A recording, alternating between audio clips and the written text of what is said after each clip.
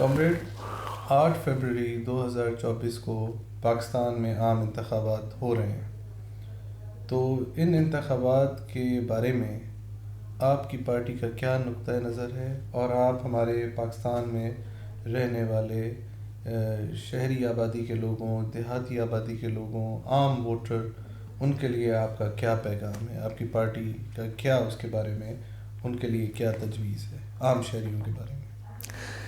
حقیقت تو یہ ہے کہ ان انتخابات میں جو آدمی ووٹ ڈالے گا وہ سمجھو کسی نہ کسی وڈیرے، چودھری، خان، سردار، ریٹائرڈ جنرل، ٹھیک ہے، ریٹائرڈ سول بیوروکریٹ، اس کو ووٹ دے گا اور اس کی املاک میں، اس کے اثاثوں میں اضافہ کرنے کے لیے اس کا مددگار بنے گا۔ اس کے علاوہ کچھ بھی نہیں ہے۔ اور اس وقت پاکستان کی ملٹری اسٹیبلشمنٹ، پاکستان کے اقتدار اعلیٰ اور پاکستان کے پورے ڈھانچے پر اتنی قابض ہو چکی ہے کہ اس ملک کے اندر ابھی کوئی جمہوریت کا یہ تصور ہی نہیں ہے۔ یہ جو ووٹ ڈالیں گے وہ پہلے سے میں ذکر کر چکا ہوں کہ پہلے طے ہے کہ حکومت کس کو لانی ہے، صوبے میں کس کو اقتدار دینا ہے، مرکز میں کس کو دینا ہے۔ تو یہاں پر دوسرا سوال یہ ہے کہ جے یو آئی وہاں پر وہ ووٹ لے رہے ہیں کلام پاک قرآن شریف کا نشان دے کر کہ آپ جے یو آئی کو ووٹ دیں گے مانی قرآن شریف کو ووٹ دیا۔ اسی طرح تحریک لبیک الیکشن لڑ رہی ہے، وہ کہہ رہے ہیں کہ اگر آپ نے تحریک لبیک کو ووٹ دیا مانی ناموس حضور ہمارے پیغمبر کے عزت کو بڑھانے کے لیے ووٹ دیا، تو پھر یہ انتخابات جو ہے وہ عوام ووٹ دے گا کس کو دیں۔ جہاں تک یہ باقی پارٹیاں ہیں اس میں بھی کوئی فیئر ٹرائل تو ہے نہیں۔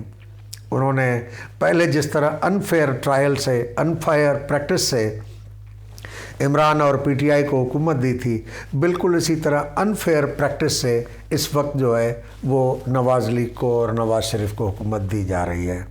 تو ایسی صورتحال میں عوام کو کیا کہا جائے کہ ووٹ دیں؟ عوام دیکھیں اپنی مرضی سے۔ ہمارے خیال میں دو چیزیں کرنی چاہیے۔ ایک کہ پاکستان میں اسی سرمایہ دارانہ نظام کے معیار اور تقاضوں کے مطابق اسمبلیاں منتخب ہوں اور بااختیار ہوں، اور عوام کو آزادانہ ووٹ دینے کا حق ہو، وڈیرے کا جبر نہ ہو۔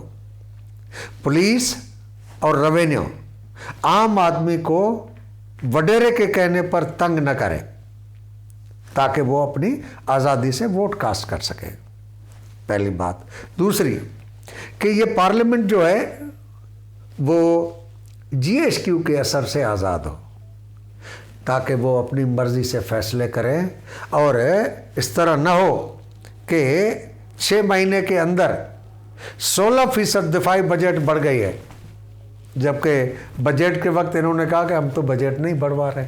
6 مہینے کے اندر 16% بڑھا دی گئی ہے۔ ہر طرف دشمنی پیدا کی گئی ہے۔ بلوچستان میں کچھ تو خون جاری ہے، فوجی آپریشن جاری ہے، روز نئے نوجوان لوگ اٹھا کے مار دیے جاتے ہیں، غائب کر دیے جاتے ہیں، جبری گمشدگیاں ہیں۔ اس کے بارے میں ان پارٹیوں میں سے کوئی پارٹی یہ ذکر کرنے کو تیار نہیں ہے۔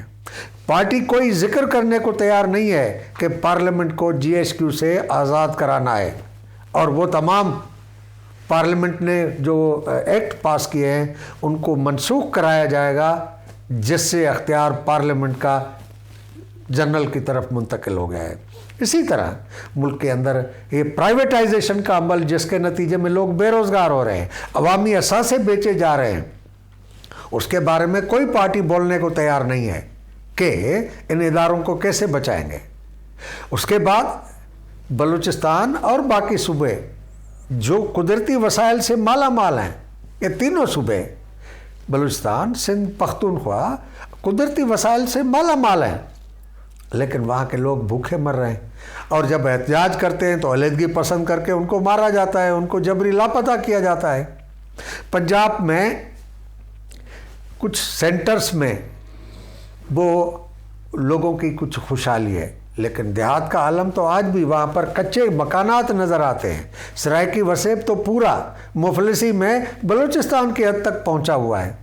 गिलगित बल्तिस्तान और कश्मीर जो है उसको कोई अख्तियार मिलेगा या नहीं मिलेगा, क्योंकि वो पाकिस्तान से ज़बरदस्ती इलाक़ में है, वो अभी डिस्प्यूट एरिया है, उनके मुतालिक फ़ैसले होने हैं। इस पर कोई पार्टी ज़िक्र करने को तैयार नहीं है। इनकी तकरीरों में एक कहता है कि मैं तो पाकिस्तान को जन्नत बना देता, लेकिन मुझे हुकूमत से हटाया गया।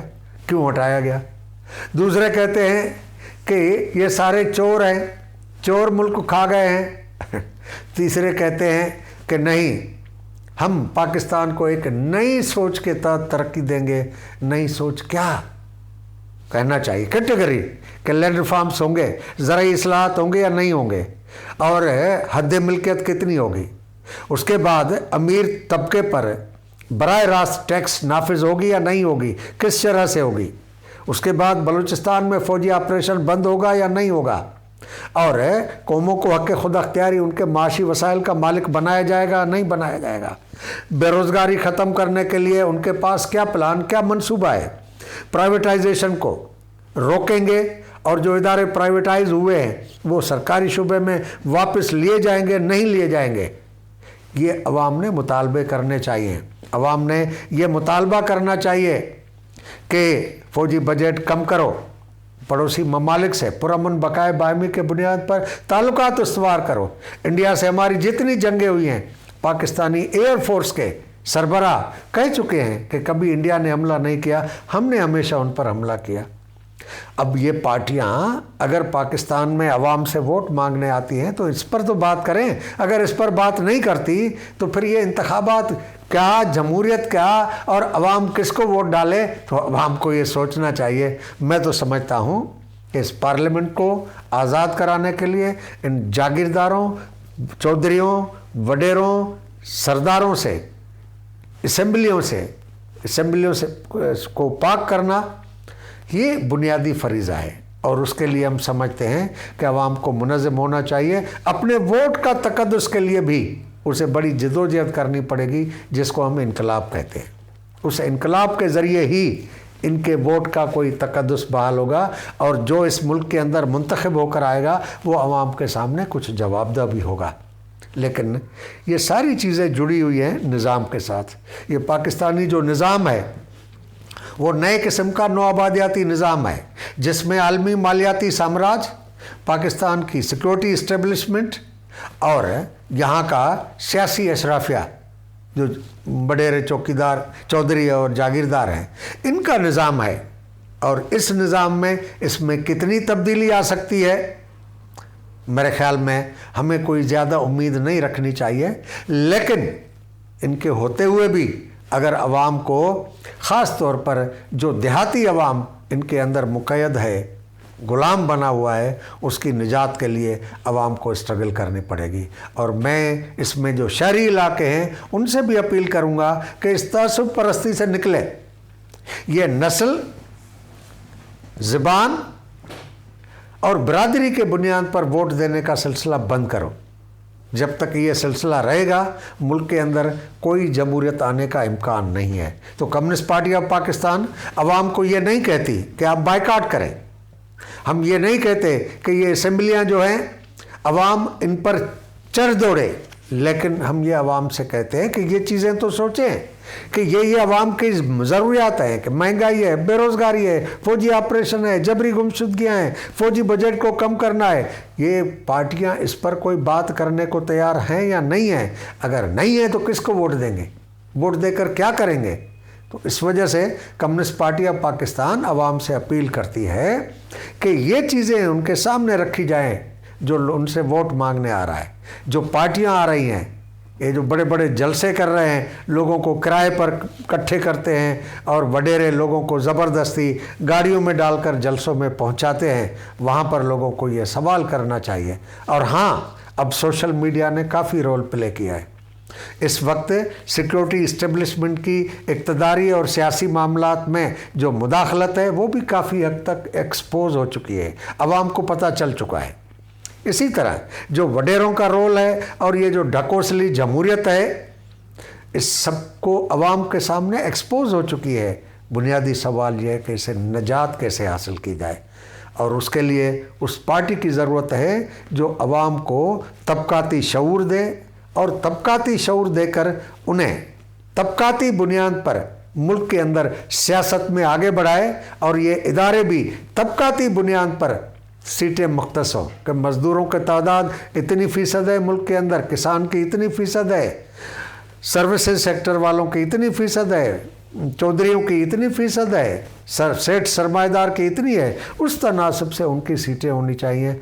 और हम समझते हैं कि ये मुतालबा करना चाहिए कि इन असम्बलियों में सबसे ज़्यादा वो देहाती गरीब जाने चाहिए जिनकी आज तक इन वडेरों और चौधरियों ने ज़िंदगी हजीरन की हुई है। हमारी ये अपील है पाकिस्तान के अवाम से।